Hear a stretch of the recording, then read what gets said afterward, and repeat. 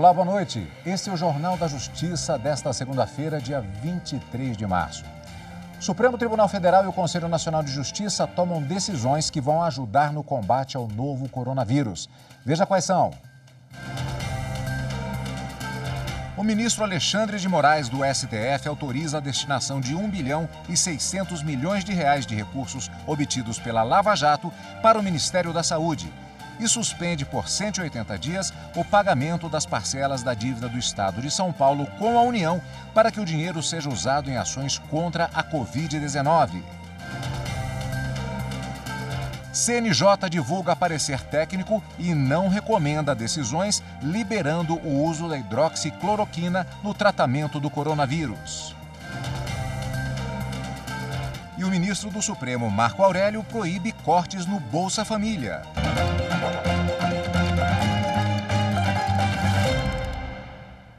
O ministro Alexandre de Moraes autorizou que mais de 1,5 bilhão de reais recuperados pela Operação Lava Jato sejam usados no combate ao coronavírus. O pedido havia sido feito pela Procuradoria-Geral da República. A decisão do ministro Alexandre de Moraes reforçou o caixa do governo para combater ao novo coronavírus em 1 bilhão e 600 milhões de reais. A verba estava no chamado Fundo da Petrobras. O dinheiro foi pago pela estatal em acordo com a Justiça americana como indenização pelos casos de corrupção na empresa e foi repassado para a Operação Lava Jato no Brasil. Em setembro de 2019, o próprio ministro Alexandre de Moraes homologou o acordo entre o governo, o Congresso e o Ministério Público Federal para que o dinheiro fosse repassado para a educação. Como o dinheiro ainda não havia sido investido, ele agora ganha uma nova destinação. Em seu despacho, o ministro reconhece a gravidade da situação ao afirmar que a pandemia da Covid-19 é uma ameaça real e iminente que irá extenuar a capacidade operacional do sistema de saúde, com consequências desastrosas para a população, caso não sejam adotadas medidas de efeito imediato.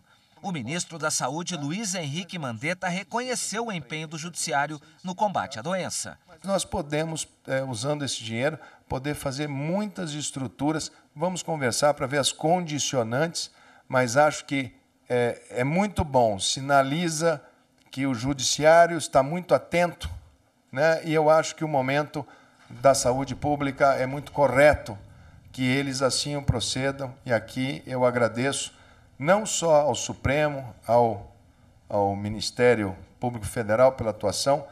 E não foi só essa a decisão do ministro Alexandre de Moraes que realocou recursos para o combate ao novo coronavírus no Brasil. Em outra decisão, o ministro autorizou o governo do estado de São Paulo a aplicar por 180 dias o dinheiro que deveria ser destinado para o pagamento das parcelas da dívida com a União no combate à epidemia. De acordo com o governo de São Paulo, a parcela mensal que será realocada é de 1 bilhão e 200 milhões de reais. O ministro Alexandre de Moraes determinou que a Secretaria de Saúde do Estado comprove os gastos realizados. Hoje, pela manhã, na saída do Palácio da Alvorada, o presidente Jair Bolsonaro não descartou ampliar a decisão do ministro Alexandre de Moraes para os outros estados, mas disse que depende do parecer do ministro da Economia, Paulo Guedes. Mas tem que ouvir o Paulo Guedes, né? Ele que vai dizer na ponta da linha, né, quanto é que custa, eu não sei quantos bilhões, talvez 18 bilhões, se eu não me engano aqui, custaria essa medida para estender para os demais estados. O Ministério da Saúde atualizou os dados sobre o coronavírus no Brasil. O repórter Leandro de Souza tem as informações. Boa noite, Leandro. Boa noite, Cadu. Boa noite a todos que nos assistem. Segundo as Secretarias de Saúde dos Estados, agora já são 1.891 casos do novo coronavírus no Brasil, sendo 34 mortes, 30 delas em São Paulo e outras 4 no estado do Rio de Janeiro. Agora há pouco o governo federal anunciou um pacote de ajuda a estados e municípios. Para os municípios, o volume total chega a quase 86 bilhões de reais, sendo quase 8 bilhões de reais somente para o setor da saúde. Para os municípios, como a gente viu agora na reportagem, o estado de São Paulo conseguiu a suspensão do pagamento das dívidas com a União por meio judicial. Agora o governo federal estendeu, como o presidente Jair Bolsonaro havia aventado essa possibilidade, ele estendeu para os outros estados também, que vão poder suspender aí o pagamento dessas dívidas com a União e aplicar o dinheiro em programas de combate ao novo coronavírus do Brasil. De acordo com o governo federal, o volume total de recursos, neste caso dos estados, chega a quase 13 bilhões de reais, Cadu. Leandro, uma outra questão. A gente continua com você porque, diante dessa crise do coronavírus, o Conselho Nacional de Justiça, o CNJ, ele divulgou uma orientação para juízes em casos que envolvam a liberação de medicamentos. Explica isso para a gente. O parecer técnico número 123, ele trata do uso da hidroxicloroquina e da cloroquina em pacientes com a Covid-19. De acordo com esse parecer, que foi elaborado pelo Hospital Sírio-Libanês de São Paulo, a eficiência e a segurança dos medicamentos apresenta incertezas e, portanto, o uso corrente deles não deve ser autorizado, enquanto não forem concluídos os estudos. Este mesmo parecer afirma que o Ministério da Saúde autorizou e liberou o uso do medicamento, mas apenas em casos graves, quando outros medicamentos não estiverem surtindo mais efeito. Por fim, esse mesmo parecer afirma que já é evidente a ausência do medicamento no combate a doenças nos quais ele apresenta grande eficácia, como, por exemplo, o lúpulo, Cadu. Obrigado, Leandro, pelas informações. Jornal da Justiça acompanhando, portanto, essas questões. O ministro do Supremo Tribunal Federal, Marco Aurélio, determinou a suspensão de cortes do Bolsa Família enquanto o país estiver em estado de calamidade pública. A decisão liminar foi em pedido feito por governadores de 7 estados do Nordeste que questionam a redução de repasses federais para o programa na região. O governo federal também vai ter que apresentar dados que justifiquem o corte maior das bolsas no Nordeste em relação aos demais estados. Ainda de acordo com o ministro, a liberação de recursos para novas inscrições do programa deve ser uniforme entre as unidades da federação. E nós recebemos aqui nos estúdios da TV Justiça a consultora jurídica da TV, Karina Zucolotto, para comentar essas decisões do Supremo Tribunal Federal. Karina, feito nos dias que tem sessão plenária, olá de novo, né? Quanto tempo que nós estivemos acompanhando hoje, uma edição especial do Plenárias, a Karina participou também, e que abordou essencialmente a medida provisória que foi divulgada hoje, ainda teremos a cobertura completa. Mas no programa houve uma abordagem que eu gostaria de puxar contigo sobre a atuação, não apenas do Poder Judiciário, embora seja nosso foco aqui, que ela se dá em um âmbito de excepcionalidade por conta dessa situação do coronavírus. É o que marca essa e outras decisões sobre as quais vamos falar daqui a pouco. O Poder Judiciário adotando as medidas ou determinando, de acordo com a Constituição, a garantia do direito à vida e à integridade física das pessoas em razão do que o ministro Alexandre de Moraes chamou de situação extraordinária e imprevisível. Então, essa decisão do ministro Marco Aurélio, ela tem um tom um tanto quanto humanitário, porque principalmente neste momento, essa informação trazida por esses 7 estados do Nordeste de que a União estaria destinando novas inscrições no programa Bolsa Família, mais para a região Sul e Sudeste, em detrimento do Nordeste, isso violaria o princípio da igualdade, princípio da isonomia previsto na Constituição e ainda muito mais dentro dessa discriminação desarrazoada. O ministro lembra na sua decisão os próprios objetivos da Constituição da República, que é garantir a erradicação da pobreza e a redução das desigualdades sociais e regionais. Então, nessa medida cautelar que o ministro Marco Aurélio deferiu, nessa ação civil originária que foi proposta, ele determina então que a União mostre de que forma, quais foram os números que levaram a fazer esse corte nas inscrições do Bolsa Família na região Nordeste e que esses cortes sejam também suspensos para garantir justamente esse direito à vida às pessoas, principalmente nesse momento extraordinário que a gente vive.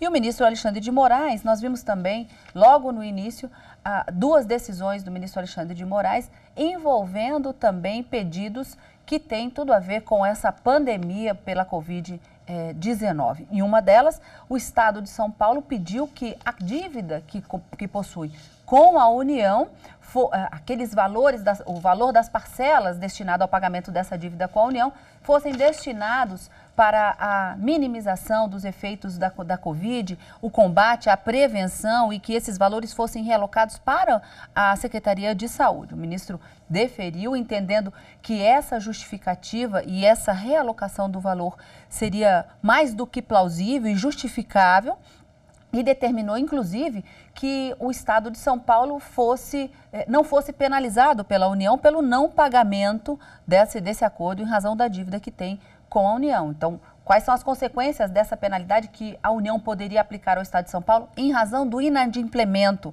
caso não autorizado?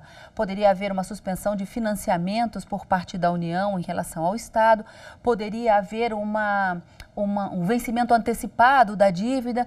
Então, o ministro, além de determinar que o secretário de Estado da Saúde no Estado de São Paulo diga de que forma estão sendo utilizados esses valores, justamente para a área da saúde e no combate e prevenção à Covid-19, que também a União se abstenha de aplicar qualquer tipo de penalidade. Então, essa foi uma primeira decisão do ministro Alexandre de Moraes e aquela outra determinando que o valor de 1 bilhão e 600 milhões de reais que a princípio já estavam destinados ao Ministério da Educação, mas que ainda não tinha sido utilizado, fosse dentro de um ajuste e um acordo de destinação de valores, que já havia sido homologado, já havia transitado em julgado para que esse valor fosse para o Ministério da Educação.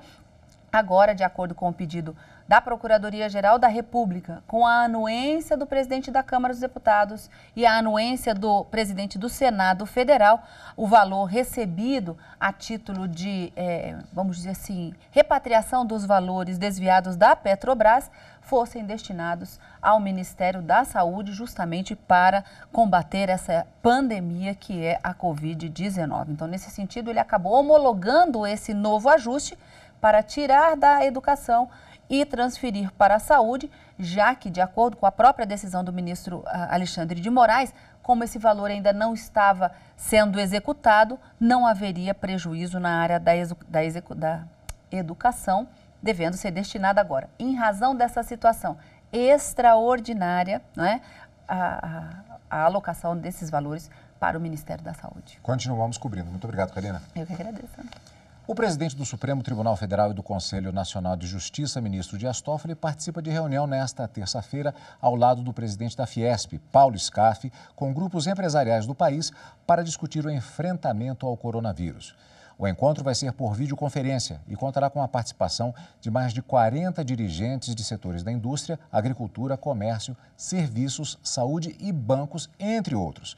A TV Justiça transmite a abertura da reunião a partir das 11 horas da manhã.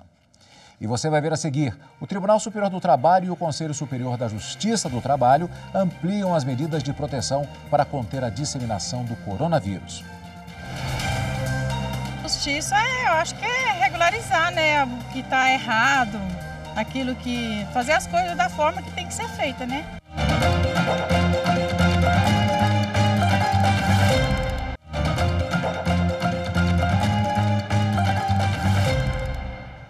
O primeiro dia de vacinação contra a gripe em todo o país. Longas filas se formaram.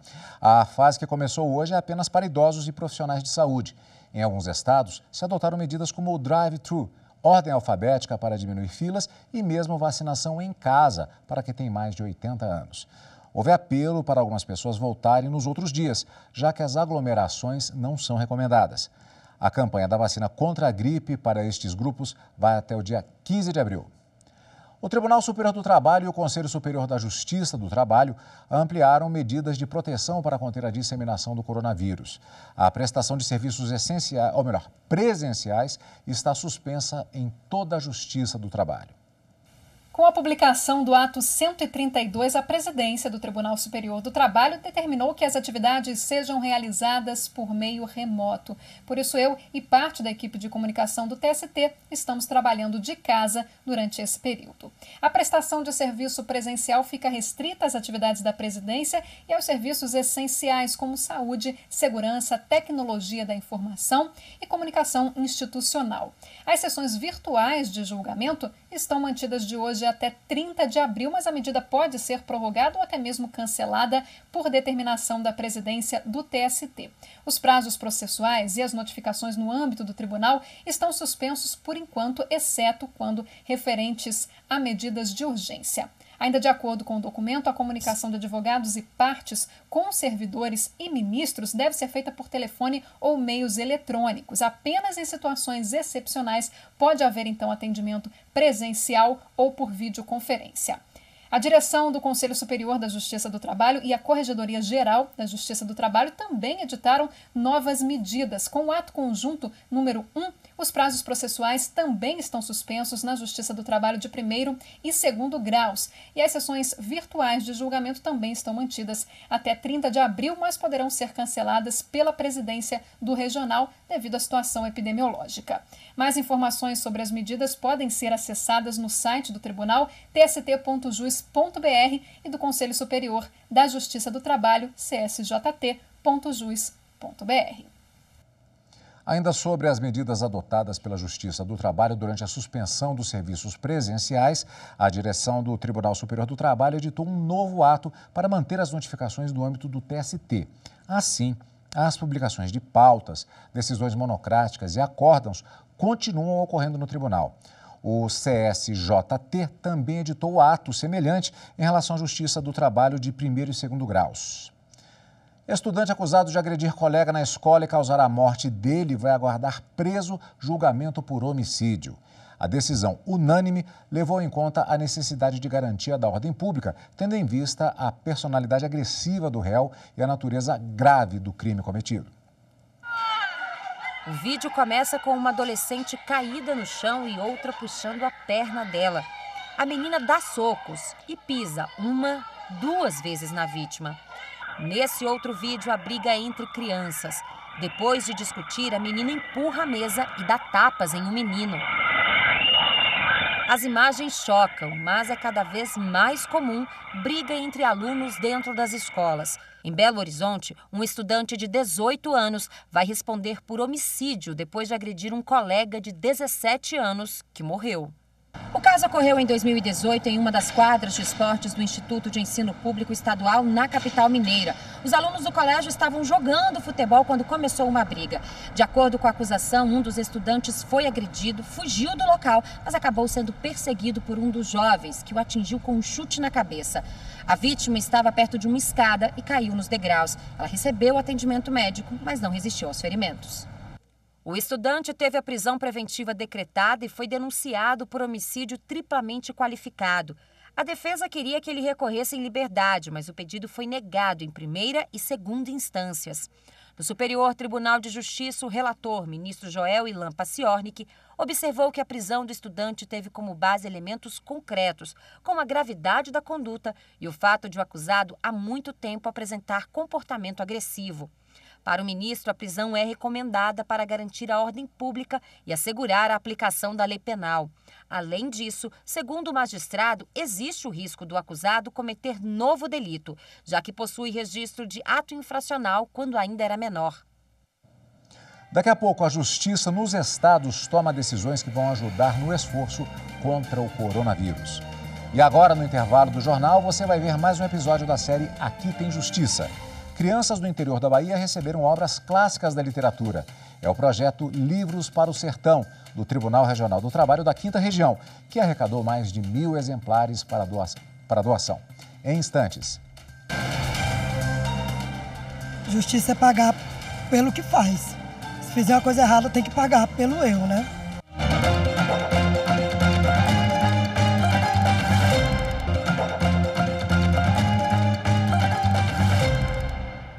O presidente Jair Bolsonaro revogou nesta segunda-feira o artigo da medida provisória que previa suspender contratos de trabalho por 4 meses. Mas os outros pontos da MP continuam valendo. Segundo o Ministério da Economia, a medida provisória foi tomada para garantir o emprego e a renda no período de calamidade pública, que vai até 31 de dezembro. De acordo com o texto, se a empresa adotar o teletrabalho, o empregado tem que ser comunicado 48 horas antes. A empresa deve oferecer as condições para que o serviço seja feito, ou então reembolsar os gastos que o empregado tenha para trabalhar em casa. Estagiários e aprendizes também podem realizar o trabalho remoto. Se as férias forem antecipadas, também devem ser avisadas com 48 horas de antecedência. A gratificação de 1/3 sobre o salário pode ser paga até o dia 20 de dezembro e concedida mesmo que o trabalhador não esteja na época de aquisição. As pessoas do grupo de risco do coronavírus têm prioridade para sair de férias. O banco de horas favorável ao empregador ou ao empregado terá que ser compensado 1 ano e meio depois que acabar o estado de calamidade pública. A medida provisória foi aprovada ontem, domingo, e hoje à tarde o presidente Jair Bolsonaro revogou o artigo 18, que previa a suspensão dos contratos de trabalho por 4 meses. Mas os outros pontos da MP continuam valendo e seguem para análise dos deputados e senadores. O texto tem que ser aprovado em 120 dias, senão perde a validade. Pouco antes do governo decidir recuar de parte da MP, o Ministério Público do Trabalho tinha informado que compreende o estado de calamidade e as sérias repercussões que a pandemia tem sobre a economia, mas vê com extrema preocupação medidas que interrompem rapidamente a circulação de recursos e expõem uma gama enorme da população a risco iminente de falta de subsistência. Com todos os cuidados necessários para conter o avanço da Covid-19, o Poder Judiciário está atuando em todo o Brasil. No Distrito Federal, a Justiça autorizou o governo local a zerar o ICMS, Imposto sobre a Circulação de Mercadorias e Serviços, para álcool em gel, máscaras e outros produtos de prevenção ao novo coronavírus. A decisão é baseada no princípio constitucional de proteção à saúde.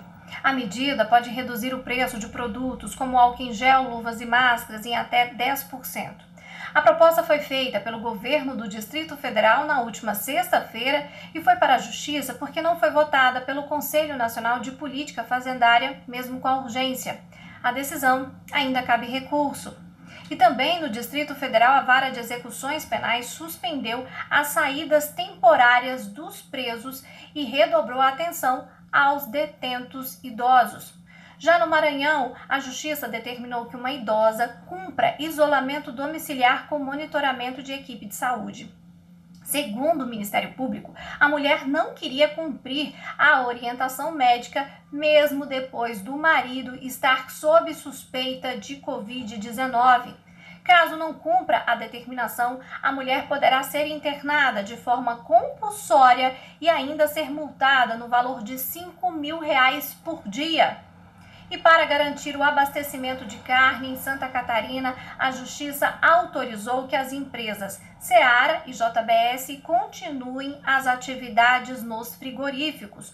O trabalho havia sido suspenso em razão de decreto para a contenção do novo coronavírus.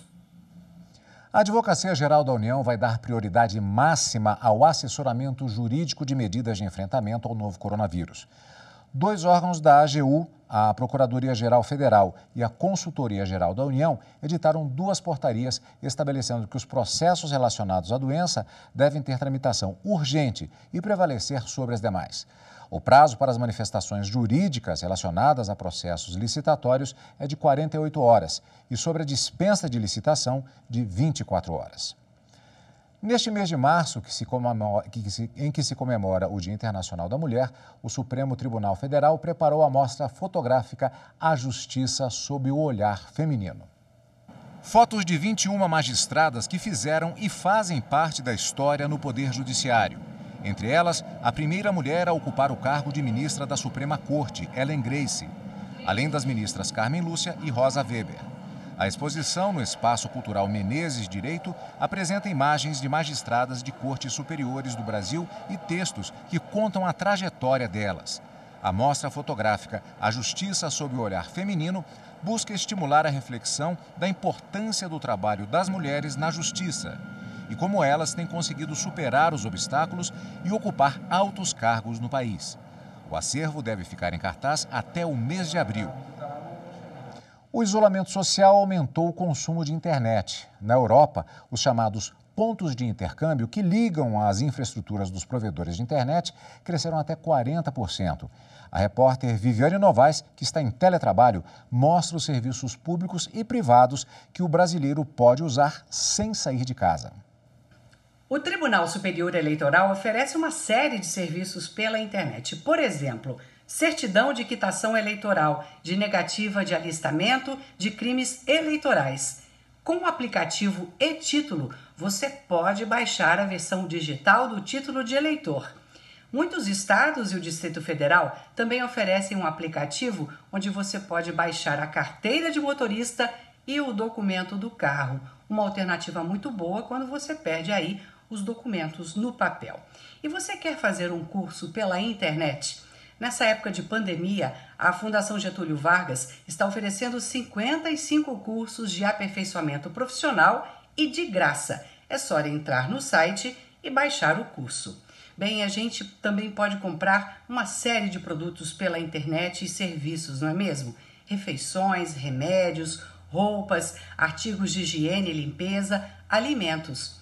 Eu procurei 3 lojas que entregam em casa produtos orgânicos e elas estão trabalhando no sufoco, viu? A demanda aumentou muito. A gente não está dando conta do recado, são muitos pedidos. Eu estou até passando para outros deliveries concorrentes, porque nessa hora a gente tem que se unir as forças, né? Para poder atender todo mundo. E o Conselho Federal de Medicina liberou o atendimento online.